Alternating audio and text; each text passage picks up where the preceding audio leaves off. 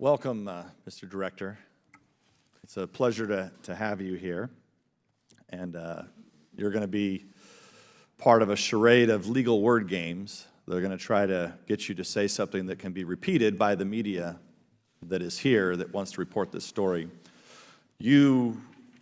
I just want to get one thing straight, because one of the quotes they're going to use from you is you saying that this was a credible complaint.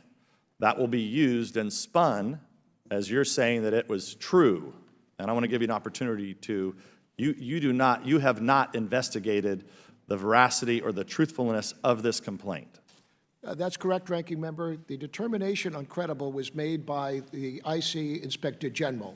He made the determination that it is credible, and he also made the determination of urgent concern.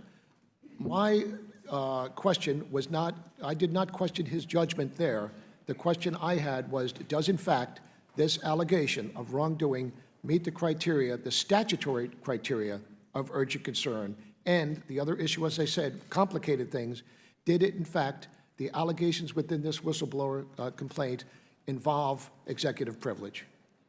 Thank you for clarifying that.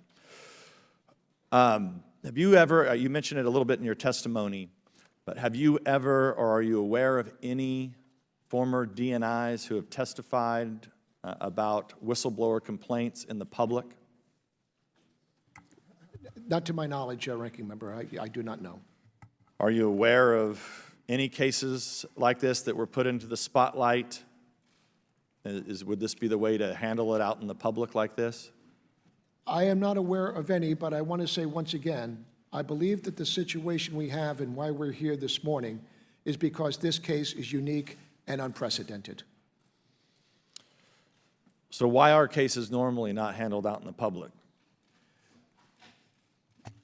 All the other cases that came before either this committee or the Senate committee, whether or not they met the criteria of urgent concern, were forwarded because they involved members of the intelligence community who were in fact in organizations underneath the DNI's authority and responsibility. This one just did not come that way because it involved a member, an individual who is not a member of the intelligence community or an organization underneath the authority of the DNI. So this one is different from all others in the past that I am aware of. So I want to get into how this all got out in the public over the last, this has basically been an orchestrated effort over 2 weeks.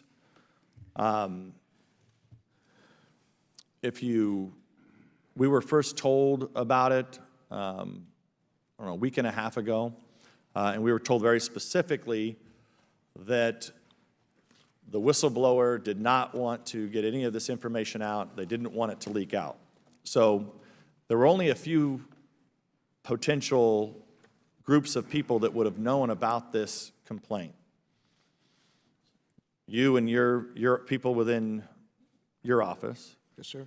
The people within the Inspector General's office, and the whistleblower and whoever that whistleblower gave this information to.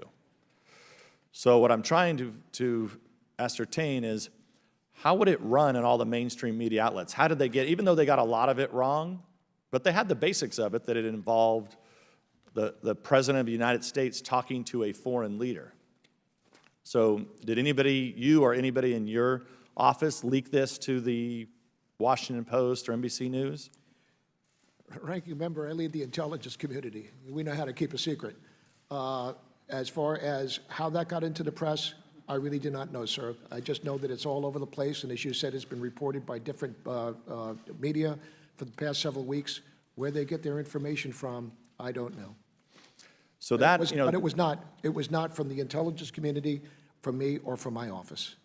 Thank you, Director. So this is not the first time this has happened to this president. That happened with a call between the Mexican president, the Australian prime minister. So it's happened twice before that pieces of transcripts leaked out.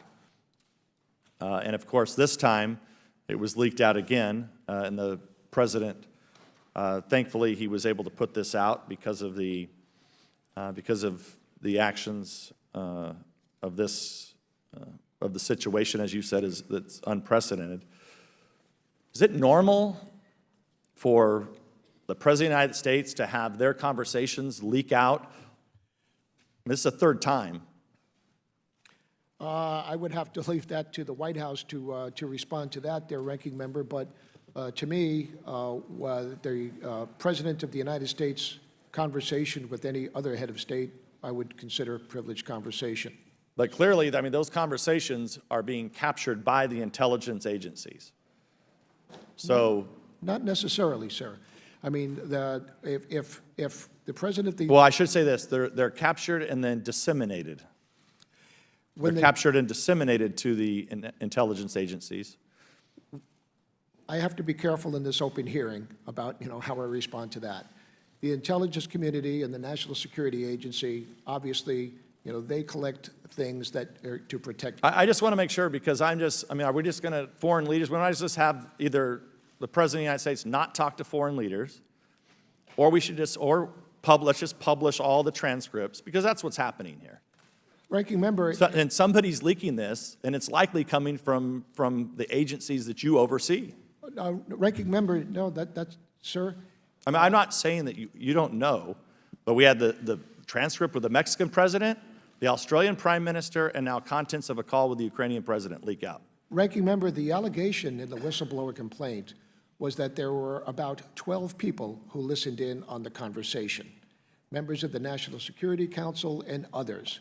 And then others were briefed from State Department as well of the transcripts, because if they have an area responsibility and a region responsibility, then they would be informed on the interaction. So there were a number of people that from the White House briefed from the call. This would not be something that Well, was I'm quite sure of this. The Yes, sir. White House probably didn't leak this out. I wouldn't say the White House, but there are individuals within the White House that may or may not. I don't know. But it would not be from an intelligence intercept, I will say that. Right. I'm just saying the dissemination of these calls is supposed to be sacred, right? I mean, it is important for the State Department and the appropriate agencies to get. I'm not saying it's all in the intelligence agency, but when a president talks to a foreign leader, it's confidential. Those contents are confidential. There could be some facts of that conversation that you do want to get to the appropriate agency, not just the IC. I want to be clear about that. But this is now the third time. I'm not aware of this ever happening before, of contents of calls like this getting out. I really don't know, Ranking Member. I'm not aware. I don't have the numbers to think. It just seems to me, though, that it is unprecedented. And I would also say, I think that the decision by the President yesterday to release the transcripts of his conversation with the President of the Ukraine is probably unprecedented as well. Well, we appreciate you being here, and have fun.